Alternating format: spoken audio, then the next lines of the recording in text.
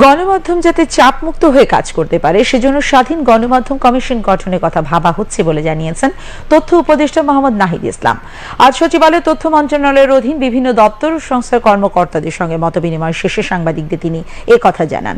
তথ্য উপদেষ্টা বলেন, বৈষম্যহীন, দুর্নীতিমুক্ত ও মেধাভিত্তিক একটি বাংলাদেশ গড়ার প্রত্যয় নিয়ে কাজ করবে অন্তর্বর্তীকালীন সরকার। ছাত্র জনতার আন্দোলনে হাসপাতালে আহত ও মর্গে থাকা নিহতদের তথ্য পেতে গণমাধ্যমের সহায়তা কামনা করেন তথ্য উপদেষ্টা। আমাদের এই আন্দোলনে ছাত্র জনতা, শ্রমিকদের পাশাপাশি কিন্তু প্রচুর সাংবাদিক শহীদ হয়েছেন, আহত হয়েছেন। দ্রুত সময়ের মধ্যে এই সাংবাদিক যারা এখনো আহত অবস্থায় আছেন এবং যারা শহীদ হয়েছেন তাদের পাশে এবং তাদের পরিবারের পাশে আমাদের দাঁড়ানো উচিত।